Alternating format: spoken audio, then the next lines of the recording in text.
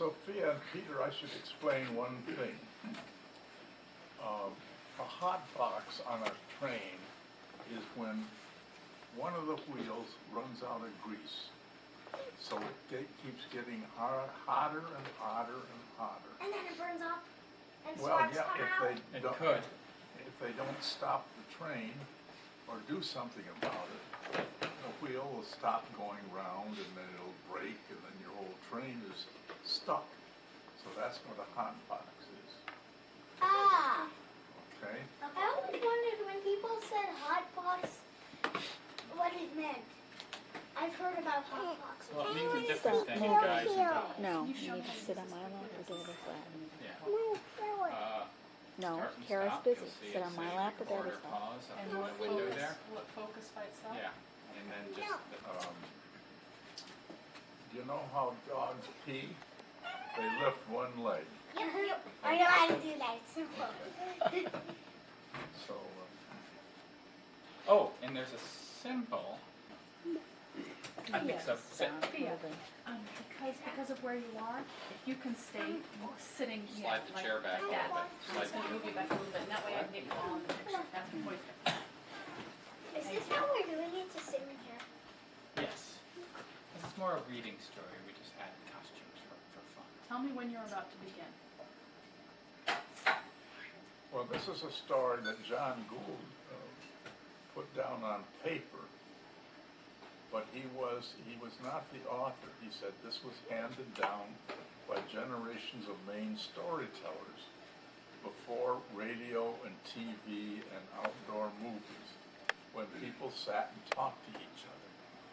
And so he merely wrote down this story, and because before they always transmitted it by somebody speaking to them, somebody else, and telling them the story. So anyway, it's your turn, Tim. A good many times, people have asked me how I came to own the fastest hound dog in the state of Maine, and why he was known to be the fastest. And I want to tell it just the way it happened, so you'll all know the facts. I came from Pitlock, where I was living at the time, down to Mattawamkeag on the Bangor and Aroostook Railroad one day to buy myself a hound dog. Up to Pitlock, we was having a run on long-legged rabbits then, and I didn't want none of them short-legged dogs that can run all day and not move any. I wanted one with rangy pins that could get close enough to a Pitlock rabbit so he'd exert himself and know he was chased. The short-legged dogs we've been using was no good at all. And I says to myself, the hell with that. So I set out on purpose to find me a dog that was high-posted, limber and lickety, clever and able. And why I came down to Mattawamkeag, I don't rightly know. But I'm quite a cuss on dogs and have a sense of smelling them out once I know what I want. So here I was in Mattawamkeag, and not knowing a soul there. But I wandered around, thinking if they had a likely dog in those parts, I'd soon find out. And if they weren't, I'd soon known that too, and no harm done. Well, I circulated some, and made up my mind it was a day thrown away. And I started back to the depot, meaning to pick up a copy of the Bangor Daily News to read on the train home. And to get there quicker, I cut across and came up onto the back end of a barn. It's upside down. And when I did, I had this premonition of a dog. And I says to myself, I've been led to this barn by some power unknown. So I said to myself, dog. And just as I did, they commenced to bark.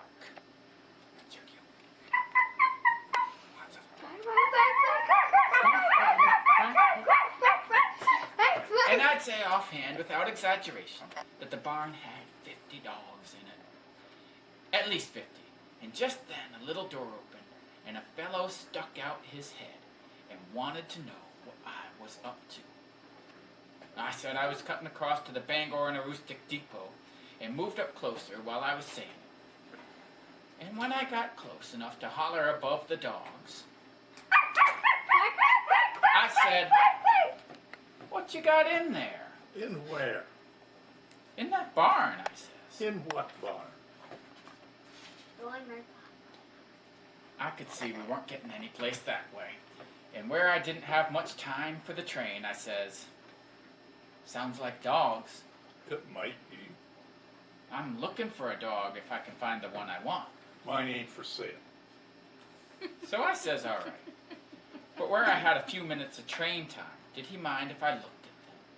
And he said he didn't see no harm in that, so we went in. Well, sir, I never did see such a bevy of dogs. Well, every kind of dog that the mind of God had ever devised, and some nobody had thought up yet. And on top of that, he had crossed them up somewhat. But they were all fat and nice and all glad to see me. I patted some of them and made of them, and kept looking for one that might match up with a Whippet-lock rabbit. But I didn't see any that took my fancy, and I got to thinking I'd better be getting on down to the depot. But something made me dilly-dally. No doubt it was Providence, and all to once over in the far corner I heard a new bark.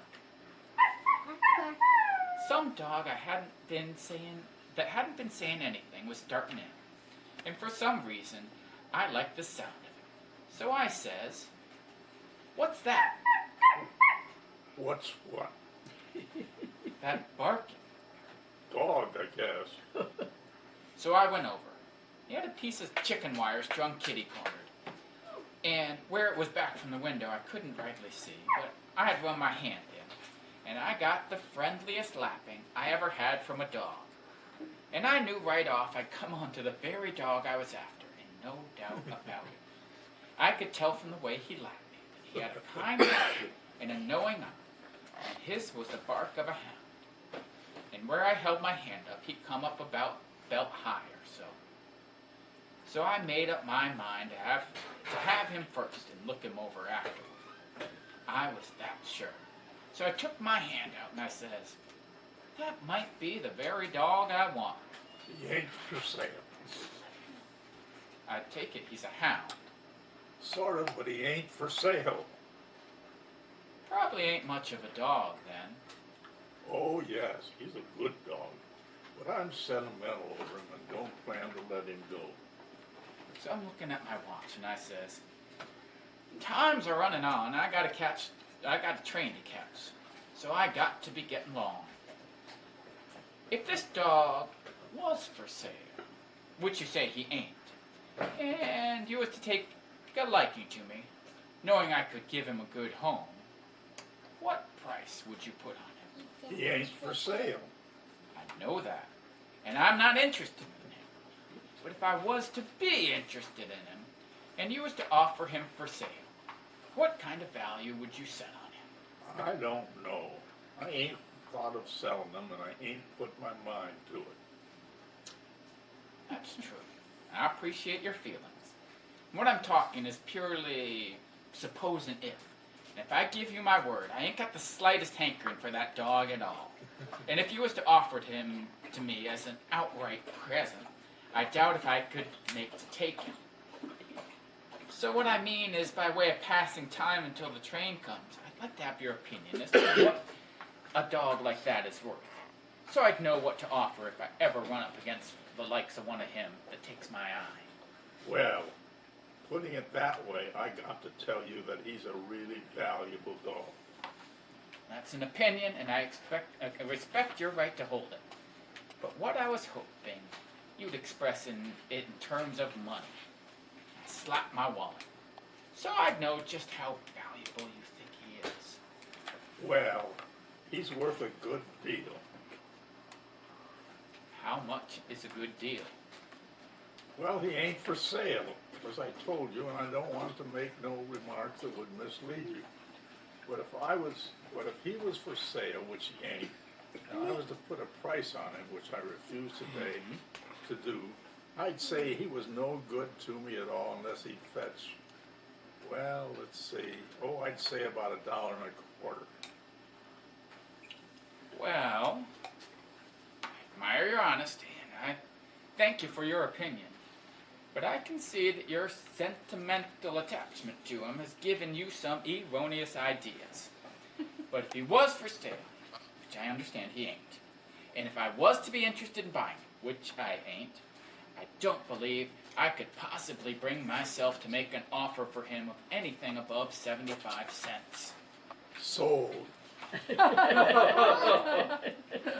Well, I hauled out my wallet and paid for him, and he got me a string, and I tied it onto my Jew dog, and we started out for the depot on the dead run, because I could hear the train putting on the air already. As we run along, I watched the dog, and he was certainly as likely looking as anything I ever clapped an eye to. And I say it as one who had seen dogs more or less all my life. He had a beagle's face, and I judged his nose was good. And his back was limber as a willow withe. And the way he picked up his feet and put them down was sweet as a heavenly chorus singing angels' tunes. He had a swing to him. I chuckled at what we had in store for the rabbits up home at Whittapitlock. They got fat loping along in front of our old dogs, and I planned to whittle them down and astonish them a great deal. I was admiring my dog so much I almost forgot to pick up a copy of the Bangor Daily News. But I got one, and then I found me a seat and sat down and tied my dog to the footrest. He sat up, and I patted him some, and I was proud of him. He had a dewy eye and a buckshot nose, and every fiber of his carcass was laid just the right way. His ears hung good, without too much flop. Every point was 100% with some despair. I just said to myself, I do believe that's the fastest hound dog in the state of Maine, without a shadow of a doubt. When I looked up, and the conductor was standing by my seat with the ticket punch in hand. What's that? What's what? That dog, I presume it is a dog, is it not? It is. And furthermore, he's the fastest hound dog in the state of Maine. He is? Yes, he is. How do you know? Down in front. I say, by the looks of him, did you ever see a dog like him? No, I don't believe I never did. See how high-strung and limber he is? His hind legs is like a kangaroo, and the way his front ones hang down on the bias, he couldn't interfere if he had to. That's for speed. Notice his nose and his knowing eye. And you can see for yourself. He don't look so fast to me. He is. Where'd you get him? Right here in Mattawamkeag. He's bred. How is he bred, us? Down the line, I says. His late mother was a beagle, as you can see, and for a nose, you give me a beagle, and I can be happy. Without a doubt, she had the longest pedigree papers ever registered. Although I'm not a hand myself to care about papers if the breeding is good. What was his father? That's... His father was mostly Mattawamkeag, and that's where he gets that ranginess and high-wheeled conformation. I see. Well, you can't take a dog in the coaches on the Bangor Aroostook Railroad, so you got to get him out of here. Well, sir, for a minute I was floored, as I hadn't thought of that. But I says, well, I gotta get this dog home to Whittapitlock, and I got a ticket, and I don't see what harm he'll do sitting here at my feet. And where he's the fastest hound dog in the state of Maine, it seems as if we might stretch a point. The Bangor Aroostook Railroad don't stretch no points. The rule is no dogs in the coaches, so you got to get him out of here. You can put him in a baggage car, unleashed and muzzled. Well, there. Now we're talking sense. Which way is the baggage car, front or back? There ain't no baggage car on this train. Then, I got my rights, and I plan to take my dog home, so we're going to stay right here. Oh, no, you ain't. You got to get him off the train, and you got to get him off quick, because we're only an hour late now, and we don't want to get any later. I'll tell you what I'll do then. I'll just tie my dog to the back platform of the last car, and while we run up to Whittaputlock, he can trot along behind the train, and it'll give him a little exercise. We won't break no rules of the railroad. It might not break any rules of the railroad, but it sure would be a dirty trick on the dog. He'd get drugged to death the first mile. Well, that kind of hoisted my dander, so I says, there ain't no train the Bangor and Aroostook runs that could drug that dog to death, mister. And I put real meaning into that mister. That's the fastest hound dog in the state of Maine.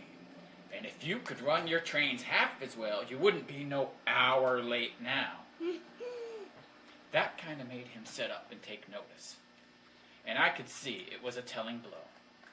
I got up real mad, untied the string, and the dog and I walked out back to the train with our heads held high and not taking any gruff from anybody.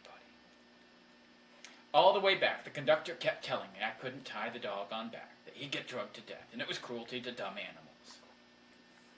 This dog ain't so dumb.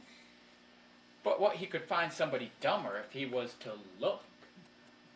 And I put the dog down on the tracks behind the train and let out rope to give him free slack to play around with.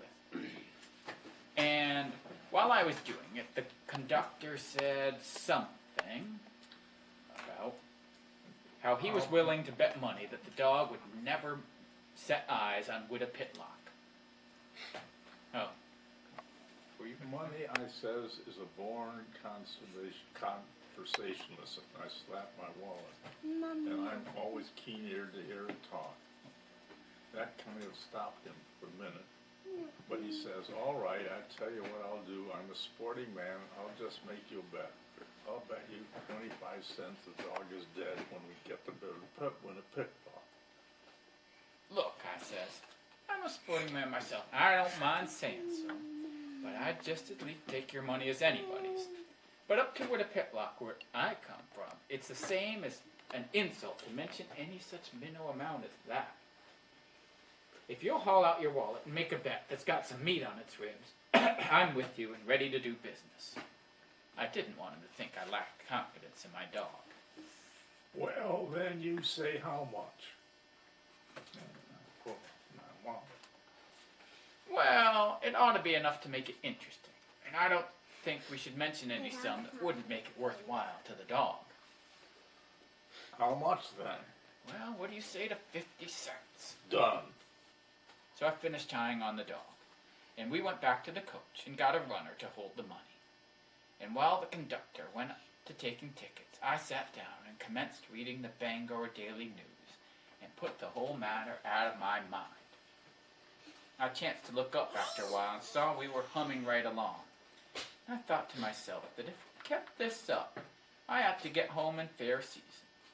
And just then the conductor came back and braced himself against my seat and said, We're going right along now. Seems to be, I says. We've made up 45 minutes. That's good, I says. How about the dog? What dog is that? The one we tied on back. He's probably dead by now. Well, I had confidence in that dog.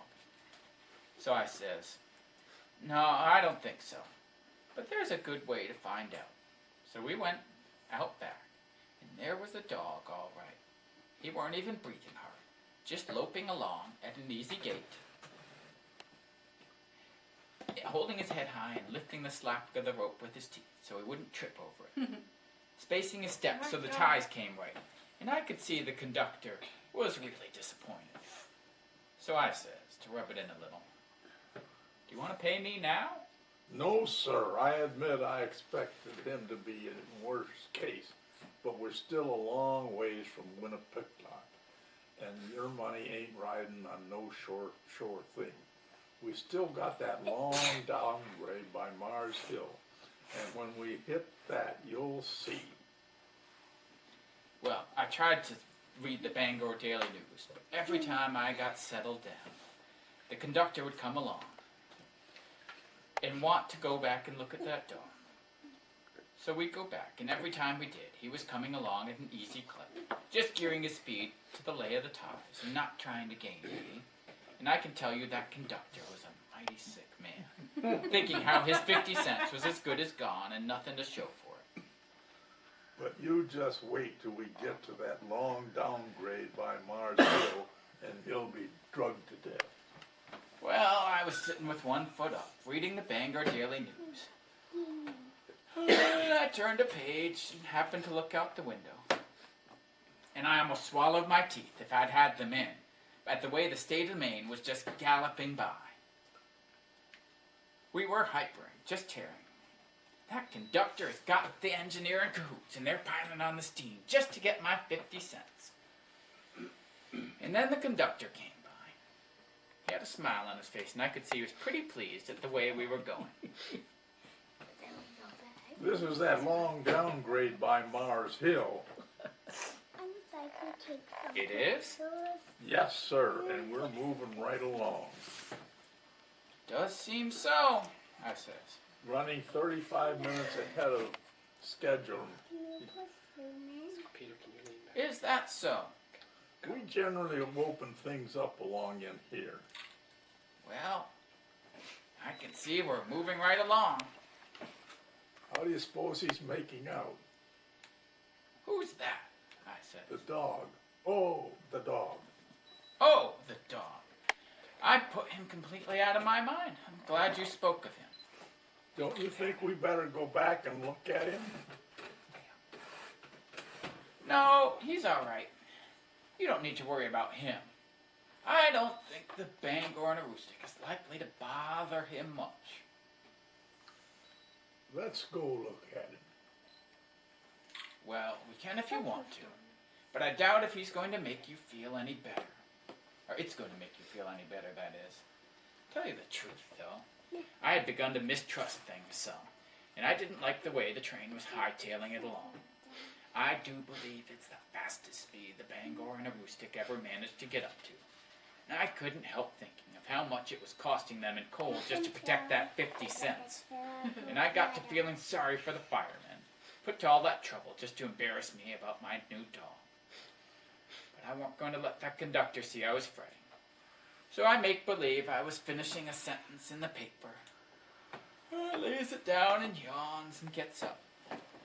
When we get out on the back platform, you could hear my heart go plunk down into my stomach because there weren't no dog there.